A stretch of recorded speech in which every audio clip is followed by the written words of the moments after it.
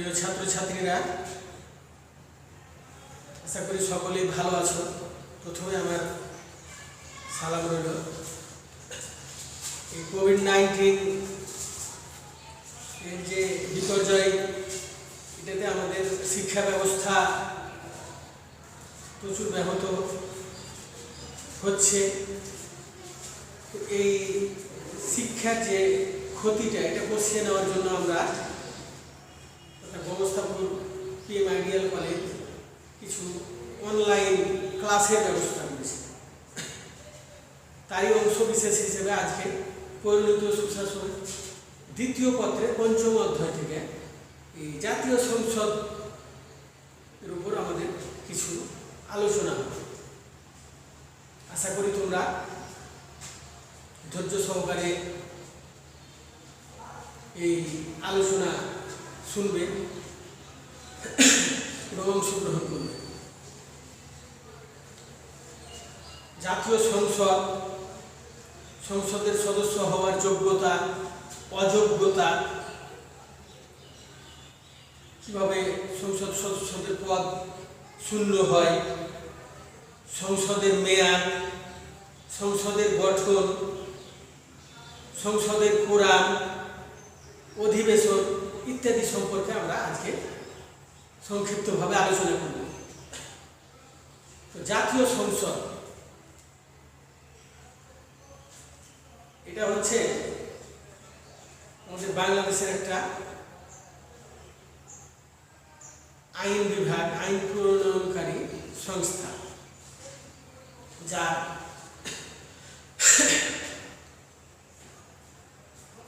Office হচ্ছে ঢাকায়। জাতীয় সংসদ ঢাকায় অবস্থিত। এর মূল কাজ হচ্ছে আইন প্রণয়ন করা, নতুন আইন প্রণয়ন করা, আইন সংশোধন করা, আইনের কিছু সংযোজন বিয়োজন করা। জাতীয় সংসদের গঠন, জাতীয় সংসদ নির্বাচিত ৩০০ জন সদস্য নিয়ে গঠিত হয়।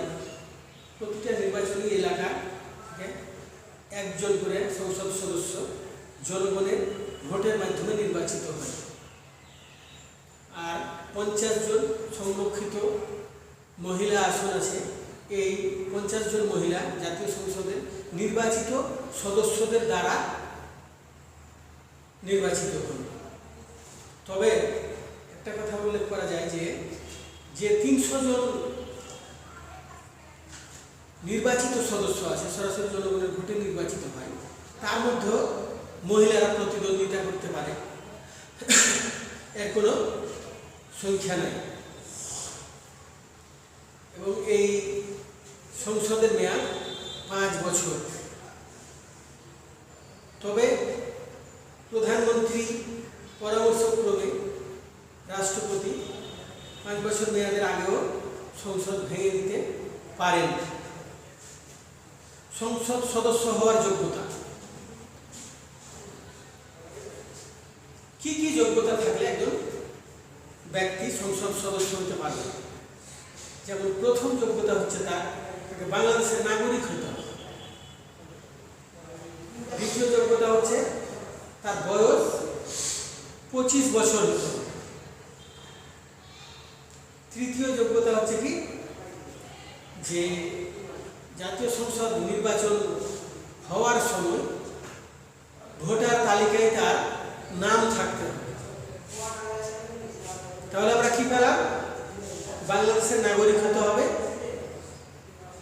অনূন্য ২৫ বছর বয়স হতে হবে, আর সংসদ নির্বাচনের সময়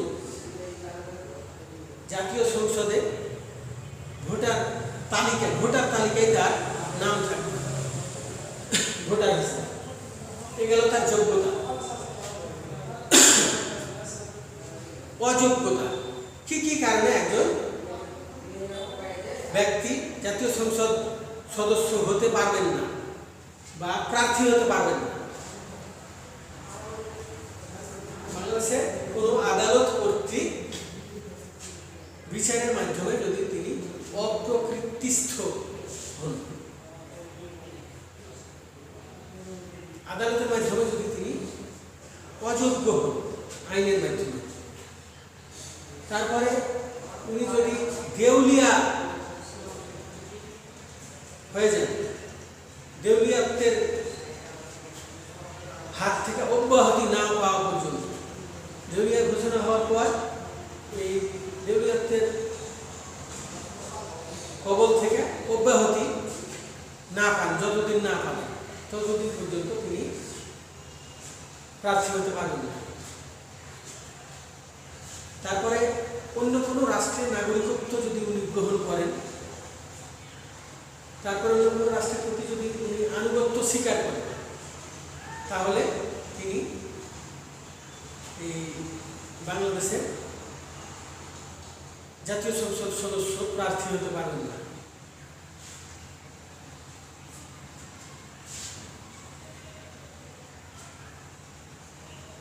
তারপরে কোনো ফৌজদারি মামলায়, কোনো মামলায় যদি 2 বছরের কারাদণ্ড প্রাপ্ত হন এবং দণ্ড ভোগ করার পরে উনি পরবর্তীতে আবার 5 বছর রাজনীতির বাইরে থাকতে হবে ওনাকে। 2 বছর কারাভোগের পর যদি বেরিয়ে এসে তিনি প্রার্থী হওয়ার চেষ্টা করেন, পারবেন না, কারণ পরবর্তীতে আবার 5 বছর তাকে রাজনীতির বাইরে থাকতে হবে। তাহলে দেখা যাচ্ছে যে 2 বছর কারাদণ্ড ভোগের পর 5 বছর আবার তাকে রাজনীতির বাইরে থাকতে হবে, তারপরে তিনি রাজনীতি করার যোগ্যতা অর্জন করবেন, প্রার্থী হতে পারবেন।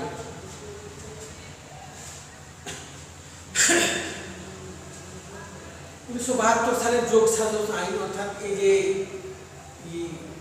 প্রশাসনিক ট্রাইব্যুনাল, এই ট্রাইব্যুনালের মাধ্যমে উনি যদি কোনোভাবে যে কোনো মামলায় দণ্ডপ্রাপ্ত হন, তাহলে তিনি প্রার্থী হতে পারবেন না।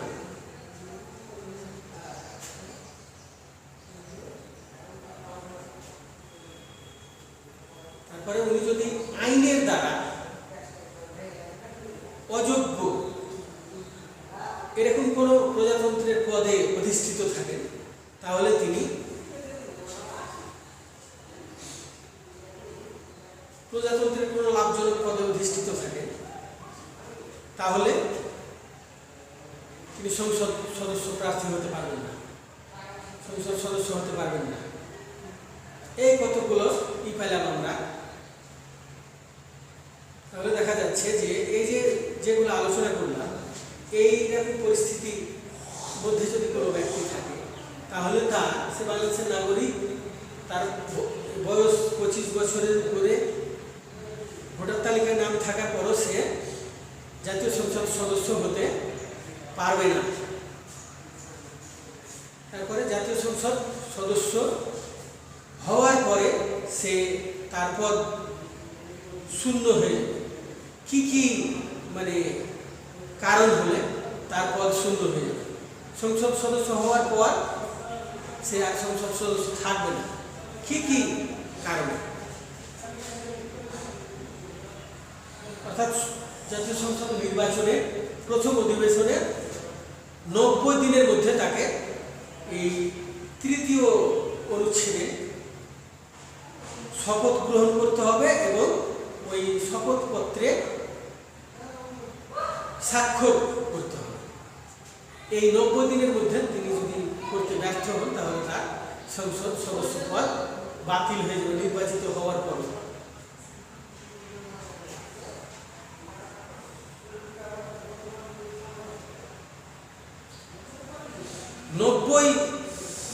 বৈঠক দিবস কোনো সংসদ সদস্য যদি সংসদের অনুমতি ছাড়াই অনুপস্থিত থাকে, তাহলে ওই সংসদ সদস্যের সদস্যপদ বাতিল হয়ে যাবে, উনি আর সংসদ সদস্য থাকতে পারবেন না। তারপরে প্রধানমন্ত্রীর নির্দেশক্রমে রাষ্ট্রপতি যদি সংসদ ভেঙে দেন বা সংসদ কোনোভাবে ভেঙে যায়, তাহলে সংসদ সদস্য পদ বাতিল হয়ে যাবে। তারপরে কোনো ব্যক্তি যদি স্পিকারের কাছে তার স্বাক্ষরযুক্ত পদত্যাগপত্র দাখিল করেন তাহলে তার সদস্যপদ বাতিল হয়ে যাবে। এভাবে দেখা যাচ্ছে যে কোনো ব্যক্তি সংসদ সদস্য হওয়ার পরও যদি সঠিক সময়ে সংসদ শপথ পাঠ না করেন এবং শপথ পত্রে স্বাক্ষর না করেন তাহলে তার সংসদ সদস্যপদ বাতিল হয়ে যাবে। তিনি 90 দিন যদি সংসদের অনুমতি ছাড়াই সংসদে অনুপস্থিত থাকেন তাহলে তার সদস্যপদ বাতিল হয়ে যাবে এবং সংসদ যদি ভেঙে যায় তাহলে তার সদস্যপদ বাতিল হয়ে যাবে। এভাবে দেখা যাচ্ছে যে তার সংসদ সদস্য হওয়ার পরও সে তার পদটা শূন্য হয়ে যেতে পারে এই কতগুলো কারণে। এছাড়া আরও কিছু ছোটখাটো কারণ আছে। এরপরে আসছে কি সংসদের মেয়াদ। সংসদের মেয়াদ হচ্ছে 5 বছর। জাতীয় সংসদ নির্বাচন হবে তার প্রথম বৈঠক তার প্রথম অধিবেশনের দিন থেকে পরবর্তী 5 বছর। এর আগে যদি প্রধানমন্ত্রীর নির্দেশে রাষ্ট্রপতি সংসদ ভেঙে দেন তাহলে সংসদ ভেঙে যাবে। আর যদি রাষ্ট্রপতি সংসদ না ভাঙেন তাহলে যে সংসদের প্রথম অধিবেশন থেকে 5 বছর পর্যন্ত সংসদ কার্যকর থাকবে। তার 5 বছর পূরণ হওয়ার পরে সংসদ ভেঙে যাবে। তাহলে দেখা যাচ্ছে যে সংসদ আগেও ভেঙে যেতে পারে। প্রধানমন্ত্রী যদি মনে করেন রাষ্ট্রপতিকে নির্দেশ দিয়ে সংসদ ভেঙে যেতে পারে।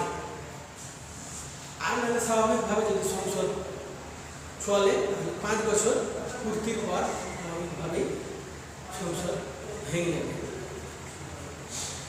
এমনি স্বাভাবিক নিয়ম হচ্ছে 5 বছর। তারপর হচ্ছে কোরাম। কোরাম কি? সংসদের মোট সদস্য সংখ্যার মধ্যে কমপক্ষে 60 জন সংসদে উপস্থিত থাকতে হবে তাহলে সংসদের কার্যক্রম স্বাভাবিকভাবে চলবে। 60 জনের যদি কম হয় আর কোনো সংসদ সদস্য যদি স্পিকারের দৃষ্টি আকর্ষণ করে তাহলে সংসদ অধিবেশন স্থগিত হয়ে যাবে বা মুলতবি করে দিতে হবে। 60 জনের উপস্থিত হওয়ার পর আবার সংসদ কার্যক্রম পরিচালিত হবে। 60 জনের কম থাকলে সংসদ চালানোর নিয়ম নাই। কোরাম পূর্ণ না হলে সংসদ চালানো ঠিক হবে না, কোনো সিদ্ধান্ত গ্রহণ ঠিক হবে না।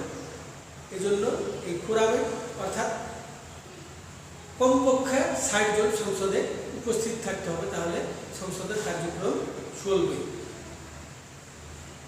তাহলে আজকে আমরা কিছু গুরুত্বপূর্ণ আলোচনা করলাম।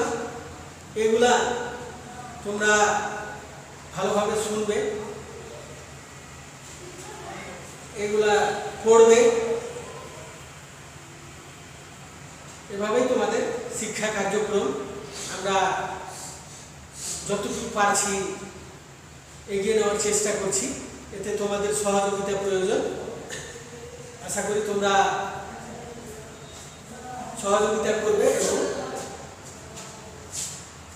ভালো থেকে পাঠ গ্রহণ করবে, ভালো থাকবে এই আশা নিয়ে আজকে আমার এই সংক্ষিপ্ত আলোচনা শেষ করলাম।